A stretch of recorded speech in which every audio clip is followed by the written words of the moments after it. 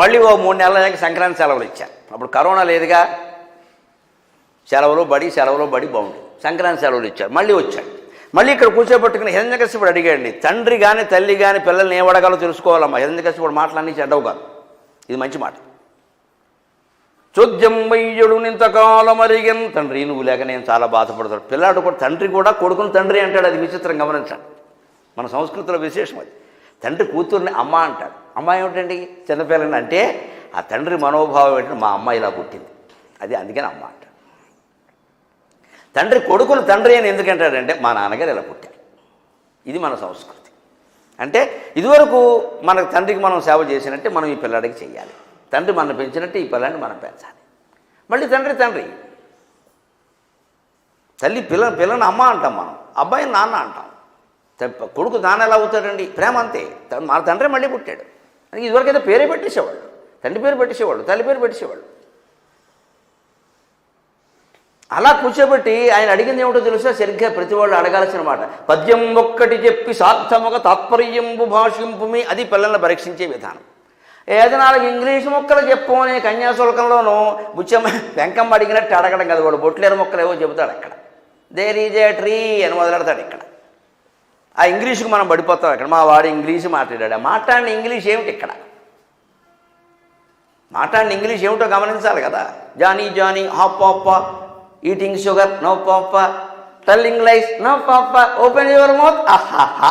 ఇంత దరిద్ర పాట ప్రపంచ సాహిత్యంలో మరొకటి. ఇది మనం జనగణమన కంటే ఎక్కువ నేర్పిస్తున్నాం. దీనివల్ల అబద్ధాలు అడుగుతున్నారు పిల్లలందరూ. తండ్రి పిల్లలతో మాట్లాడేది జానీ అన్నట్టు. పాప అందుటే. ఈటింగ్ షుగర్ అన్నట్టు. అప్పటికే అది పంచదార మింగింది, దాని బొగ్గన ఉంది. ఈటింగ్ షుగర్ అంటే నో పాప, సిగ్గులేదు, పేలిపోద్దా? పంచదార బొగ్గన పెట్టుకుని తండ్రి దగ్గర అబద్ధం ఆడతావా? ఇదే పాట. నా పాప. వెంటనే టెల్లింగ్ లైస్, అప్పటికే బుద్ధి లేదు, మళ్ళీ నో పాప. అబద్ధాలు ఆడుతున్నావు అంటే కూడా లేదో నువ్వే అబద్ధాలు ఆడుతున్నావు. నేర్పిస్తారు పిల్లలకి మొత్తం తండ్రిని ఎదిరించడం, తల్లిని ఎదిరించడం, అబద్ధాలు ఆడటం. చివరికి ఓపెన్ యువర్ మౌత్ అన్నాడు. నోరు తెరిచేసరికి బయటపడింది ఆహాహా అన్నట్టు. ఇదే పాట. అంటే ఏమిటండి? నువ్వు 1,00,000 కోట్ల కుంభకోణాలు చేసినా సరే బయటపడే వరకు ఎప్పుడూ ఏం ఒప్పుకోకు, బయటపడితే చూద్దాం. ఈ సన్నాసులు ఎందుకు తయారవుతారంటే ఇలా పెరిగిన పిల్లలండి వీళ్ళు. ఎన్ని ఘోరాలు నేరాలు చేసి ప్రజా జీవితాలను నాశనం చేసిన వాడు కూడా ఒక్కదాన్ని కూడా ఒప్పుకోడు. ఎందుకంటే వాడి తల్లి వాడికి ఏం చెప్పింది? ఓపెన్ యువర్ మౌత్ వరకు ఒప్పుకోవద్దు, కమిటీ వేసి బయటపడే వరకు ఒప్పుకోకు. భయంకరమైన విషయాలు బయటపడే వరకు ఒప్పుకోద్దంటే ఒప్పుకోడంటే నీకు హృదయం లేదా? నీకు నిజమో అబద్ధమో నీకు తెలియదా? అదే మన సాహిత్యానికి వస్తే అలా ఉండదండి. వీధులన్నిటిలోన ఏ వీధి మేలు, మంచివారున్నట్టి మా వీధి మేలు. అరుగులన్నిటిలోన ఏ అరుగు మేలు, పండితులు కూర్చుండు మా అరుగు మేలు. గడపలన్నిటిలోన ఏ గడప మేలు, మహాలక్ష్మి నివసించు మా గడప మేలు. ఊరులన్నిటిలోన ఏ ఊరు మేలు, మంచివారు పాడి పంటలు గలుగు మా ఊరు మేలు. 2వ తరగతి చదివేటప్పుడు మేము నేర్చుకున్నాం ఈ పాట, ఎప్పటికి మరవలేదు. కానీ దానివల్ల ఏం నేర్చుకున్నామంటే ఏ ఊళ్ళో ఉండాలి? పాడి పంటలు ఉన్న ఊళ్ళో ఉండాలి. ఏ వీధిలో ఉండాలి? పోలీస్ స్టేషను, సినిమా హాలు ఉన్న వీధి కాదు, మంచివాళ్ళు ఉన్న వీధిలో ఉండాలి. ఏ ఇంటికి అరుగు ఎందుకు ఉండాలి? పండితులు కూర్చున్నాడు, చర్చలు చేశారు, పేకాట ఆడే అరుగు కాదు ఇక్కడ. గడప ఎలా ఉండాలి? మహాలక్ష్మిలా ఉండాలి. అంటే ఇల్లాలు మొహం అలా ఉండాలి, ఇల్లాలు శ్రద్ధ చెయ్యాలి. గడప కాలు తగిలితే దండం పెట్టాలి, అలవాటు చెయ్యాలి. తొక్కి చెడిపోవడం కాదు గడపని చెప్పులతోటి. దీంట్లోనే అప్పుడు నేను ఈ పాట మాత్రంగా విన్నానండి. కానీ నా తల్లి దయ వల్ల, పలుకులమ్మ దయ వల్ల ఎప్పుడో 30 ఏళ్ళు వచ్చాక ఈ పాట గుర్తొస్తే ఏమి సంస్కృతులు, ఇందులో ధర్మార్థ కామ మోక్షాలు 4 ఉన్నాయి కదా అనిపించింది నాకు. మంచివారు నట్టి మా వీధి ధర్మం, పాడి పంటలు గలుగు మా ఊరు అర్థం, గడప మహాలక్ష్మి నివసించు గడప, కామపురుషార్థం కోరికలు తీరడం, ఇల్లాలి ముఖం, ఇద్దరి మధ్య అనుబంధం, అనురాగం. అరుగు మీద పండిత చర్చలు, మోక్షం వేదాంత చర్చలు. ధర్మార్థ కామ మోక్షాలు 4 సాధించాలని చెప్పడానికి ఈ ఒక్క పాట చాలండి. తెలుగు మాధ్యమం అయితే ఈ పాట ఉంటుందమ్మా, ఇంగ్లీష్ మాధ్యమం అయితే జానీ హాప్ప ఉంటుంది. ఏం కావాలో మీరు నిర్ణయించుకోండి. ఇలాగే పిల్లలు పాడైపోతున్నారు మొత్తం. అందుకని ఈయన మీడియం మార్చాడు. కానీ ప్రహ్లాదుని యొక్క గర్భగతంగా అజన్మగా ఆగర్భ శ్రీమంతుడిలాగా ఆగర్భ శ్రీపతి మంతుడు ఈయన ఆగర్భ శ్రీపతి మంతుడైన. అందుకని ఈయనేం మాట్లాడతారు అబ్బాయి, పద్యం ఒక్కడ చెప్పి సార్థకముగా తాత్పర్యంబు భాషబో, ఏదైనా మంచి పద్యం చెప్పి తాత్పర్యం చెప్పబోయి అంటారు. నాన్నగారు నేను పద్యాలు పాడతాను వరుసగా, తాత్పర్యాలు మీరు చెప్పుకున్నాను.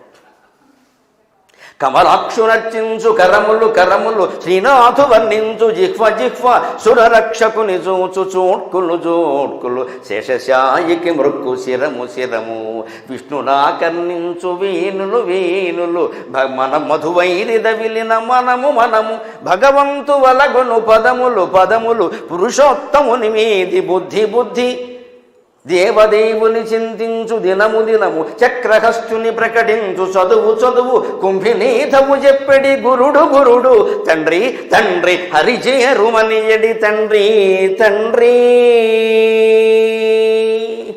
కంజక్షునకు గాని కాయంబు కాయమే పవన కుంభిత చర్మ భస్త్రిగాక వైకుంఠు వగడని వక్త్రంబు వక్త్రమే ఢమఢమధ్వని తోడి ఢక్కగాక హరిపూజనము లేని హస్తంబు హస్తమే తరుశాఖ నిర్మిత దర్విగాక కమలేశు చూడని కన్నులు కన్నులే తను కుడ్యజాల రంధ్రములుగాక చక్రి చింతలేని జన్మంబు జన్మమే తరళ సలిల బుద్భుతంబుగాక విష్ణు భక్తి లేని విబుధుండు విబుధుడే పాదయుగము తోడి పశువుగాక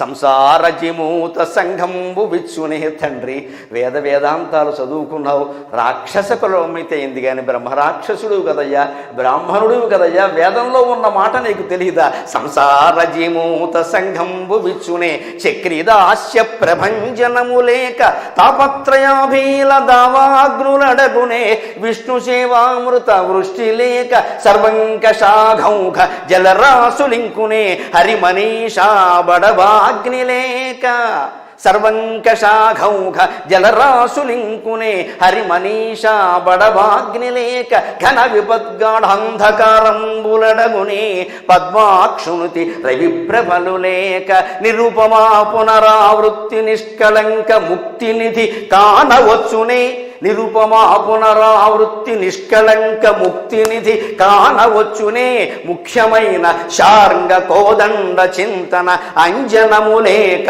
తామరస గర్భునకునైనా దానవేంద్ర తామరస గర్భునకునైనా దానవేంద్ర.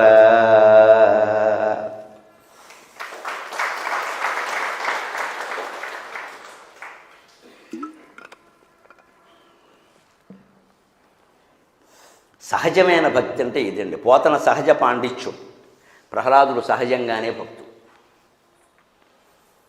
కానీ సహజంగానే అన్నీ జరుగుతాయి అనుకోవద్దు, మనం ప్రయత్నం చేయాలి. మనం ఎంత ప్రయత్నం చేసినా అవ్వడం లేదు అంటే అది సహజం అని వదిలేయాలి. సహజానికి ఒక అర్థం తెలుసుకోవాలి. సహజం అంటే ఏదో వచ్చేసింది ఇంకా మారడం లేదండి, దానికి వ్యుత్పత్తి ఉంది. సహా జాయతే ఇది సహజం, మనతో కూడా పుట్టింది అది. ప్రతి వ్యక్తికి ప్రతి జీవికి ఒక స్వభావం పుడుతుంది, దాని పేరే స్వభావం, అతని లక్షణం అది. హిరణ్యకశ్యపుడు తల్లి కడుపులో పడినప్పుడు వాళ్ళలో పడిన స్వభావం ఏంటో తెలుసా? విష్ణువుని తిట్టాలి, పైగడ్డాలి. అందుకే అతను మానలేదు, అదే పని చేశాడు. ఎవరిని బాధ పెడితే విష్ణువు వస్తాడో వాడిని బాధ పెట్టాడు. ఏదో కొడుకును బాధ పెట్టుకుంటాడు ఎవడన్నా. ఏదో దుర్మార్గుడైనా కొడుకును కొట్టలేమే, సన్మార్గుని కొడతాడండి.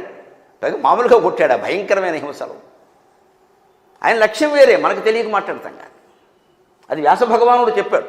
మన తెలుగు భాగవతం కంటే ఎక్కువ వ్యాస భగవానుడు చెప్పాడు ఆ విషయం. అందుకే ఆయన భాగవతం హిరణ్యకశిపుడే ప్రధాన పాత్ర, ఆయన మనస్సంఘర్షణ అంతా కూడా. ప్రహ్లాదుడికి నారదోపదేశం కారణంగా, పూర్వ జన్మాంతర సంస్కారం కారణంగా గర్భగతమైనటువంటి లక్షణం ఏమిటంటే భగవద్భక్తి. ఇవి రెండు సహజ లక్షణాల మధ్యలో వైరుధ్యమే సంఘర్షణ. ఇక్కడ ఇష్టం ఎవరిది, ధర్మం ఎవరిది గమనించిన. ప్రహ్లాదుడిది ధర్మం నిస్సందేహం, హిరణ్యకశ్యపుడిది ఇష్టం. నన్ను పూజించాలి అనడం ధర్మం ఎలా అవుతుందండి ఇష్టం కాకపోతే?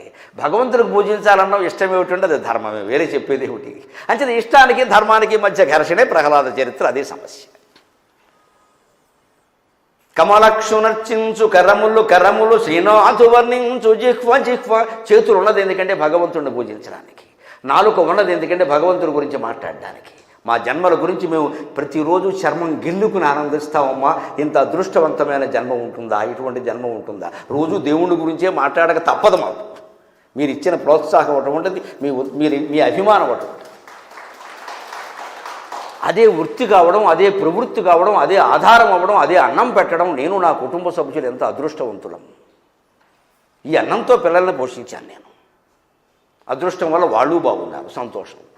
మీకు అందరికీ 2020 కరోనా నామ సంవత్సరం, మాకు కళ్యాణ నామ సంవత్సరం. జనవరిలో పెద్ద అబ్బాయికి పెళ్ళయింది, శ్రావణ మాసంలో చిన్న అబ్బాయికి పెళ్ళయింది. సుఖంగా ఉన్నాం, ఆనందంగా. మాకు కళ్యాణ నామ సంవత్సరం. భగవంతుడు లిఖితం అది. ఎందుకని? మన మనస్సు మంచిది, మన సంకల్పాలు మంచివి, మనం చేస్తున్న సేవ మంచిది. అందుకని అన్నీ నాకు సంబంధించినవన్నీ ఆయన చూసుకుంటాడు. అదే అమ్మవారు ఉన్నది ఎందుకు ఇక్కడ? నాకు 3 పనులు ఉన్నాయి, ఆవిడకి పనే ఉంది.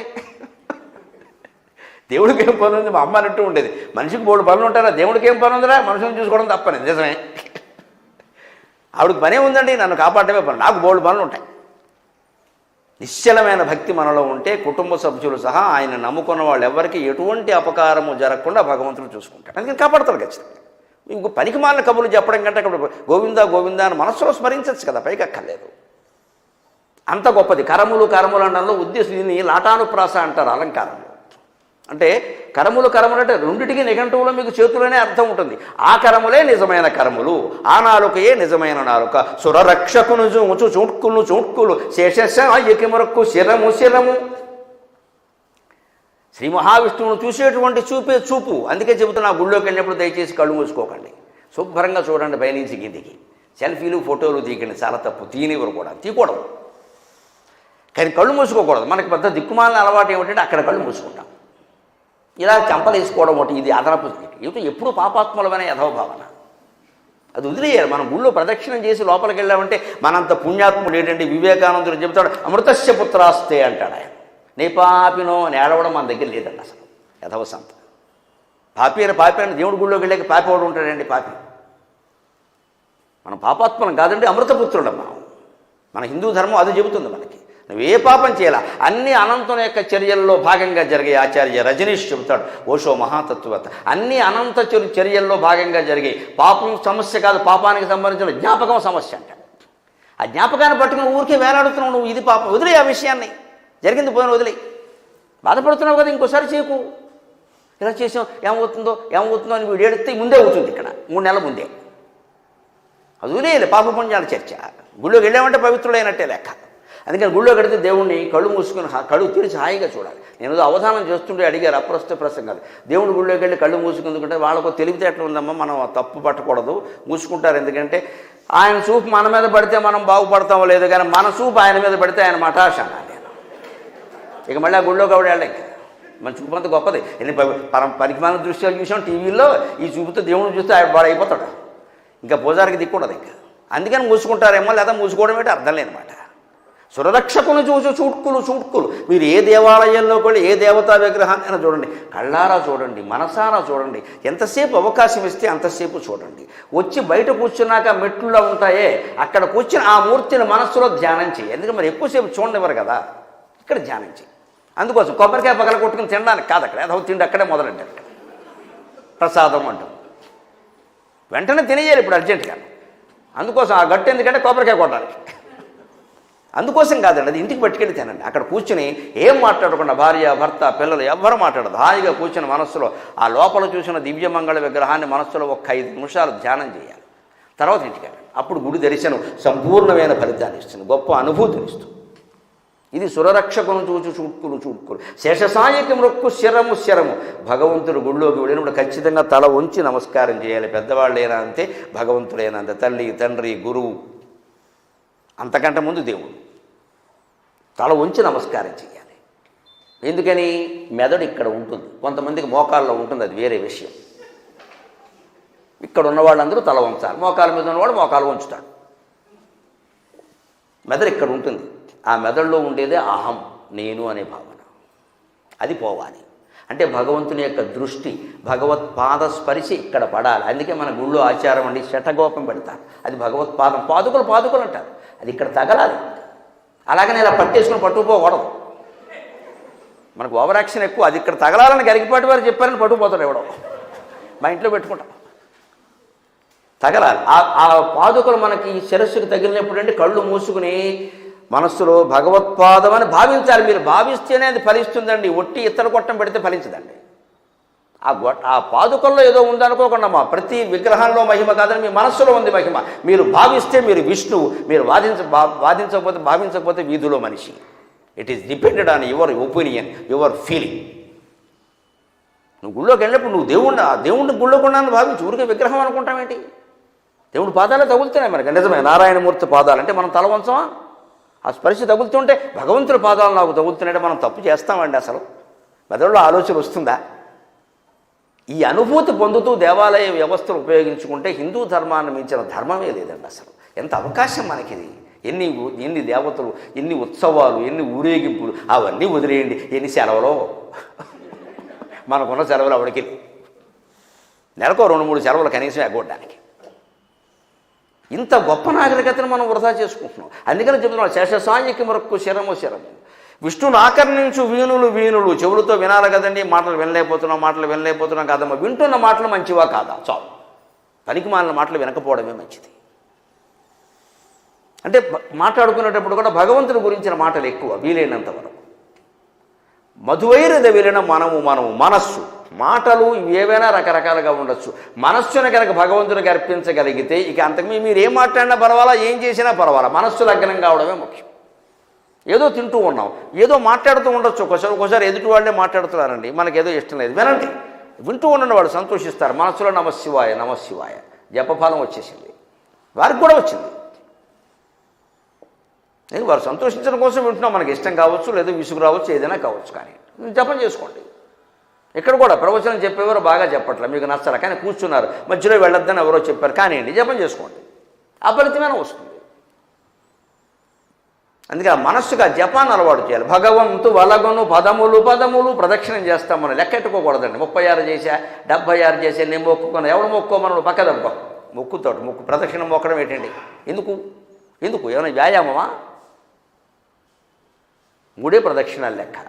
ఒక ప్రదక్షిణంతో తమో గుణం వదిలేయాలి, 2వ ప్రదక్షిణంతో రజోగుణం వదిలేయాలి, 3వ ప్రదక్షిణంతో సత్వగుణం వదిలేయాలి. గుణాతీతమైన స్వామిని చూడడానికి లోపలికి వెళ్ళాలి. ఇది ప్రదక్షిణ రహస్యం.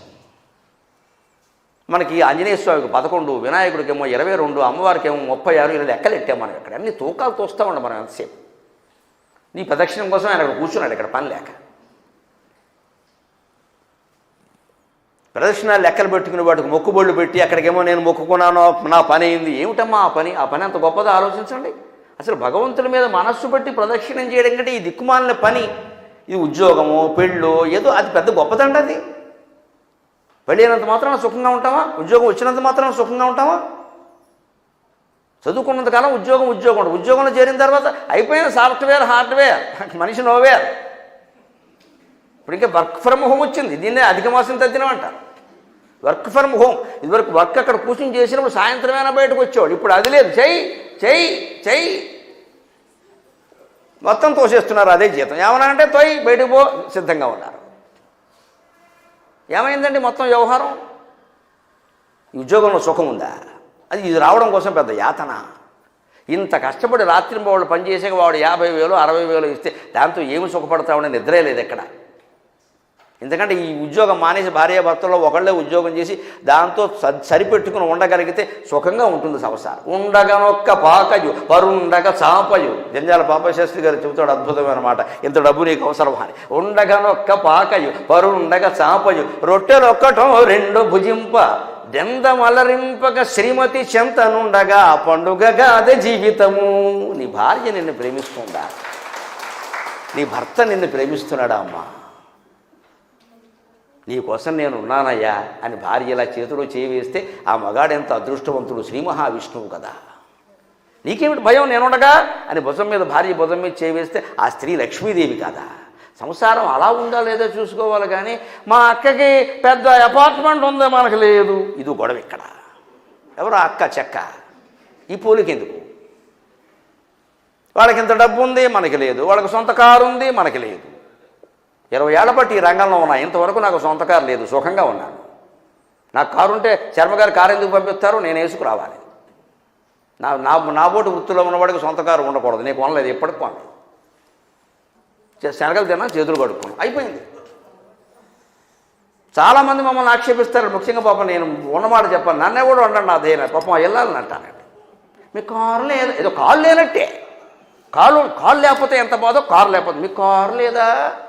చివరికి మా అబ్బాయికి పిల్లల్ని ఇచ్చేటప్పుడు కూడా కారు లేదా అని అడిగారు. ఉండదు, నీకు ఇష్టమే తర్వాత ఫోన్ చెప్పాను. కారుని బట్టి పిల్లనిస్తావా అంటే మన కోరికలు అలా ఉన్నాయి. ఎందుకు కారు అవసరం లేనప్పుడు ఎందుకమ్మా? అందరికీ సొంత కారు ఉండాలి పడవల్లాగా. అది ఆ కారు కూడా మామూలు ఇన్నోవా బియ్యం డబ్బలు మామూలుగా సరిపోవండి ఎవడికే. అంటే అప్పుల పాలైపోవాలి సంసారం. ఇంతకంటే సుఖంగా బతకలేము. ఆ పాప వేసేస్తే నీకు ఉండడానికి ఒక పాక ఉంది, పడుకోవడానికి ఒక చాప ఉంది. ముఖ్యంగా నీ భార్య నిన్ను ప్రేమిస్తుందా లేదా, నీ భర్త నిన్ను అది ముఖ్యం. 2 రొట్టెలు దీన్ని పప్పు వేసుకుని దీన్ని పడుకోండి చాప మీద సుఖంగా మెడ చుట్టూ చేసుకుని హాయిగా పడుకోండి, నిద్ర పడుతుంది. దెందమలరింపగ శ్రీమతి చెంతనుండగా పండుగగాదే జీవితం, భ్రష్ట నికృష్టల కొలువు చేయుటలు దండుగగాదే. జీవికి స్వతంత్రత మించిన స్వేచ్ఛ ఉన్నది, స్వతంత్రత మించిన సౌఖ్యం ఉన్నదే. స్వాతంత్రోద్యమం సమయంలో పద్యం రాశాడు మహానుభావుడైన. నిరాడంబరంగా బతకడం చాలా గొప్ప విషయం అండి. Simple living and high thinking. మన ఆలోచన ఉన్నతంగా ఉండాలి, మన జీవితం సాధారణంగా ఉండాలి. ఇవాళ ఐశ్వర్యం ఐశ్వర్యం ఐశ్వర్యం, ఎంత ఐశ్వర్యం ఉన్నా ఆడామొగ ఎవరికి సరిపోవట్లే. అప్పుల పాలైపోయాం, అనాథల వహించే వరకు. అంత ప్రహ్లాద చరిత్రలోనే ఉంది. ప్రదక్షిణం వల్ల ఇవన్నీ వదిలేయాలి. ఈ సంస్కృతి నేర్చుకోవాలి ఖచ్చితంగా. పురుషోత్తముని మీది బుద్ధి. మన మనస్సు ఆయన మీద లగ్నమైందా లేదా? దేవదేవుని చింతించు దినము గుడ్ మార్నింగ్, గుడ్ ఈవినింగ్ అని 100 సార్లు ఫ్రెండ్స్ అందరికీ గుడ్ ఈవినింగ్ చెప్పడం కాదండి. ఏ రోజు హరిస్మరణ చేసామో ఆ రోజే గుడ్ ఈవినింగ్, ఆ రోజే గుడ్ నైట్, ఆ రోజే గుడ్ మార్నింగ్. లేకపోతే వెరీ బ్యాడ్ మార్నింగ్ తీసే. భగవంతుడు మనకు గుర్తు రాలేదంటే పనికి మాలిన రోజు అంటే అదే. చక్రహస్తుని ప్రకటించు చదువు. పిల్లల చదువుల్లో హిందూ ధర్మం ఉందా, దేవతలు ఉన్నారా, శీలం ఉందా, సత్ప్రవర్తన ఉందా, తల్లిదండ్రులు చూడాలి దయచేసి. భగవంతుడి గురించి చెప్పం చదువు. కుంభినీధవు చెప్పాడు గురుడు ఎప్పుడు గురువు అంటే మా గురువులు మాకు ఎందుకు గుర్తున్నారండి? ఈ పోతన గారి పద్యాలు ఇవన్నీ ఇప్పటివాండి. తాతా సుబ్బారావు గారు, బమిడిపాటి సీతారామయ్య గారు, ఇంద్రగంటి రామచంద్రమూర్తి గారు, జొన్నలగడ్డ మృత్యుంజయరావు గారు వంటి మహానుభావులు పాఠశాలల్లో కళాశాలల్లో పాడితే ఈ జీవుడు నేర్చుకుని మీ ముందు పాడుతున్నాడు. మా తెలుగు ఉపాధ్యాయులు గొంతెత్తి పాడేవారు. ఇప్పుడు తెలుగు మాస్టర్ గొంతెత్తాలంటే భయం. కొంచెం వచ్చి చేస్తేగా అసలు గొంతెత్తి పాడేవారు. పైగా మిగిలిన ఉపాధ్యాయులు స్టాఫ్ రూమ్లో కూర్చున్న వాళ్ళు వచ్చేసేవారు. తెలుగు పాఠం అనగానే వచ్చేసేవారు. అందరూ కూర్చొని వినేవారు. అంత పండితులు, అంత హాయిగా చెప్పేవాళ్ళు. పద్యం పాడేవాడే లేడు వేళ. ఇప్పుడు ఈ పద్యాలు ఇలా పాడమని చాలా కష్టమండి. ముందు భయం, కంఠస్థం చేయాలి ముందు. మరి పద్యాలే కంఠస్థం లేనివాడు నీకు భగవంతుడు హృదయస్థం ఎలా అవుతాడయ్యా? ఆ మాత్రం శ్రమ పడాలి కదా. ఇంకొక మాట, అసలు ఇలా లేకపోతే జీవితమే కాదని చెబుతున్నాడు. కంజాక్షునకు గాని కాయంబు కాయమే, పవన కుంభిత చర్మ భస్త్రిగాక. తండ్రి హరిజేరు మన ఏడి తండ్రి మరో నామస్మరణ చేయమని ఎలా చెబుతున్నారండి? మీరు పెద్దలై ఉండి, పెద్దలు నన్ను దుర్మార్గ దర్శనం చేయించే సన్మార్గ దర్శనం చేయాలి. కానీ భగవంతుడికి కనుక పనికి రాకపోతే పవన కుంభిత చర్మ భస్త్రిగాక. ఈ చర్మం ఎటువంటిది అంటే శరీరం కంజాక్షులు భగవత్ సేవకి వినియోగించకపోతే ఇనుప సామాన్లు కొలిమి తిత్తు ఉంటుంది చూడండి, అక్కడ దాన్ని వేడి చేస్తూ ఉంటారు. దాంతో మళ్ళీ సాగదీస్తారు. ఆ కొలిమి తిత్తి దగ్గర ఇలా నొక్కి ఇలా లాగి, ఇలా నొక్కి ఇలా లాగుతారు. అంటే గాలి నొక్కినప్పుడు గాలి బయటకు వస్తుంది, మళ్ళీ లాగినప్పుడు గాలి లోపలికి వస్తుంది. మనం అంతే కదా, ఉచ్ఛ్వాస నిశ్వాస. పవన కుంభిత చర్మ భస్త్రిగాక అంటే అర్థం అది. భస్త్రి అంటే సంచి, చర్మ భస్త్రి అంటే తోలు సంచి. గాలి నింపి తీసేటువంటి తోలు సంచికి దీనికి ఏదైనా తేడా ఉందా? ఎందుకు ఈ శరీరం ఇక్కడ? వైకుంఠపొగడని వక్త్రమే ఢమఢమధ్వనితోడి డక్కగాక. విష్ణుమూర్తిని కనుక కీర్తించకపోతే నీ నోరు దేనికయ్యా ఊరికే డక్క మోగిస్తూ ఉంటారు. అందరినీ జాగ్రత్త అని పెళ్లిళ్ళలో ఊరేగింపు చేస్తారు. ఆ డక్కకి నీకు ఏదైనా తేడా ఉందా? హరిభూజనము లేని హస్తమే తరుశాఖ నిర్మిత దర్వేకాక. విష్ణువు పూజకి కనుక చతురారంగ శివుని పూజింపడేని నోరు నవ్వంగా హరికీర్తి నుడువడేని అంటాడే. భగవత్ పూజ చేయకపోతే ఈ చేతులు ఉన్నదే అని ఊరికి కాఫీలు టీలు ఊరికే గంటకోసారి తాగడానిక, చివరికి విసుగొచ్చి విషం తాగడానిక. హరిపూజ కోసం హస్తం ఉపయోగపడాలి. ఇక్కడే నేను ఒక మాట చెబుతా తెలుగు ఉపాధ్యాయుల కోసం. తరుశాఖ నిర్మిత దర్విగాక ప్రమాదో ధీమతామపి. శాఖ నిర్మిత దర్వి అనకూడదు, శాఖానిర్మిత దర్వి అనాలి. అది ఆకారాంత శబ్దం. స్త్రీలింగం. పోతన గారు వాడేరు ప్రమాదో ధీమతావపి, పెద్దవాళ్ళు కూడా పొరపాటు చేస్తారు, వదిలేయడమే. అందుకే నేను ఒక రహస్యం చెబుతాను, పోతన గారి పట్ల గౌరవంతోనే చెబుతాను. వ్యాకరణ సంబంధమైన భాషా ప్రయోగాలకి బమ్మెర పోతన గారిని దూర్జటిని ఉదాహరణగా తీసుకోరు పండితులు. ఎందుకంటే వీరిద్దరికీ భక్తి ఆవేశం ఎక్కువ. పోతన గారికి విష్ణు భక్తి ఎక్కువ, దూర్జటికి శివభక్తి ఎక్కువ. అంతా మిథ్య తలంచి చూచిన తప్పు, అంతా మిథ్య అనకూడదు, అంతయును మిథ్య అనవలసిందే. కానీ మరి శారదోల వృత్తం అది, అక్కడ గురువు కావాలి, వేసేసాడు. ఎందుకంటే నేను వేసాను బాగున్నాడు, మూడితనం అంతే. భక్తి బాగుంది మరి, అందుకని భక్తికి భక్తే, శాస్త్రం శాస్త్రమేనండి, మన విమర్శకులు విమర్శకులే. అందుకే వ్యాకరణ సంబంధమైన భాషా ప్రయోగాలు వస్తే పోతన గారి భాగవతాన్ని, దూర్జటి కాళహస్తి శతకాన్ని, మహత్యాన్ని ఒప్పుకోరు. కవిత్రయాన్ని ఒప్పుకుంటారు. నన్నయ్య తెక్కన ఎర్రాప్రగడ చూపించండి, కవిత్రయం ప్రయోగం చూపించండి, మిగిలిన వాళ్ళు కాదంట. లేకపోతే ఒప్పుకోరు. ఆముక్తమాల్యది ఒప్పుకుంటారు, కృష్ణదేవరాయ ఆయన మొత్తం మంచి పండితులు. ఆయన అలసాని పెద్దల మనుచరిత్ర ఒప్పుకుంటారు, పారిజాతాపహరణ ఒప్పుకుంటారు, ఇవి ఒప్పుకోరు. ఎందుకంటే భక్త్యా విషయంలో ఒక్కసారి పడిపోతాయి అంతే. చేసి చేయని రోషీ రోయని అంటాడు జోజి, కుదరవు అవన్నీ, అంతే వాడుక భాష. నీ ఇష్టం వచ్చినప్పుడు పద్యాల్లో పెట్టకూడదు. అలాగే తరుశాఖ నిర్మిత కాదు, తరుశాఖా నిర్మిత అనవలసిందే. ఏదో సాధ్య సమాసం మనం చెప్పుకోవచ్చు, సమర్థించదలుచుకుంటే చెప్పుకోవచ్చు, కానీ శాస్త్రం ఒప్పుకోదు. కానీ ఎంత అద్భుతమైన మాట, ఆ పాకం రసం ఇంపు సొంపు అదే చూడాలి మనం, దాన్ని పట్టించుకోగల. కానీ పండితులు చెప్పకపోతే దోషం, అందుకని చెబుతాం. మీరు కూడా చెప్పకపోతే ఎలాగా అంటారు, అందుకని చెప్పేసాం ఓ మాట, అక్కడికి అది అయిపోయింది. ఈ చెయ్యి కనుక భగవత్పూజ చేయకపోతే చెట్టు కొమ్మకి దీనికి తేడా ఏముంది అన్నాడు ఆయన. కమలేసు చూడని కన్నులు కన్నులే తను కుడిజాల రంధ్రములుగాక. భగవంతుని చూడడానికి కాబట్టి ఈ కళ్ళు ఎందుకండి, లేకపోతే ఏమిట గోడ, తను కుడి శరీరం ఒక గోడ అయితే గోడకు పెట్టిన కిటికీ కన్నాలు లాంటివి. కిటికీల కన్నాలు ఉండేవి పూర్వం కిటికీలు ఎలా ఉండేవంటే ఈ 3 ప్యానల్ 4 ప్యానల్ ఊసలు లేవండి, జైల్లో కనకటాలాగా. పూర్వం కిటికీని గవాక్షం అనేవారు, గమనించండి మన సంస్కృతి. గవాక్షం అంటే గో అక్షం, ఆవు కన్ను ఆకారంలో కిటికీ ఉండేది, అందుకని గవాక్షం అన్నారు. గోవుకి మనకి సంబంధం అది. ఆవు కన్ను ఎలా ఉంటుందో సరిగ్గా కిటికీ ఆ ఆకారంలో కన్నమే, ఇంక ఇక్కడ ఊసలేం ఉండవు. అప్పట్లో ఆ కన్నల్లోంచి దొంగలు వచ్చి దొంగతనం చేయడం లేదు, దొంగలు కూడా ఓ పద్ధతిగా ఉండేవారు. అందుకని ఆ గోడ కొట్టిన రంధ్రాలు లాంటివే నీ కళ్ళు తప్పితే భగవంతుని చూడకపోతే ఎందుకయ్యా. చక్రి చింతలేని జన్మంబు జన్మమే, సరళ సరిళ బుద్భుతంబుగాక. భగవత్ చింతన లేకపోతే మొత్తం జన్మంతా నీటి బుడగ లాంటిది అన్నాడు. ఎవరైనా సరే స్నానం చేసేటప్పుడు బకెట్లో పడుతున్న నీళ్లు గమనించండి, ఎంతసేపు ఏదో దులుపుకొని వచ్చేయడం కాదు, ఇక్కడ ప్రతి చర్యని గమనిస్తూ ఉండాలి. గమనిస్తే చాలా వేదాంతం అర్థం అవుతుంది. కుళాయిలోంచి బకెట్లో నీళ్లు పడుతున్నాయండి, బుడగలు బుడగలు బుడగలు పడి ఓ పక్కకి చేరుతూ ఉంటాయి. ఆ కుళాయి నీటి ధార దగ్గర మొదలైన బుడగ బకెట్ చివరకు వచ్చేసరికి అయిపోతుంది. మన జీవితం కూడా అంతేనండి. 4 సార్లు చూడండి, జీవితం అర్థమవుతుంది. అందుకే బకెట్ తన్నేసాడు అంటారు. బకెట్ చూస్తే జీవితం అర్థమవుతుంది.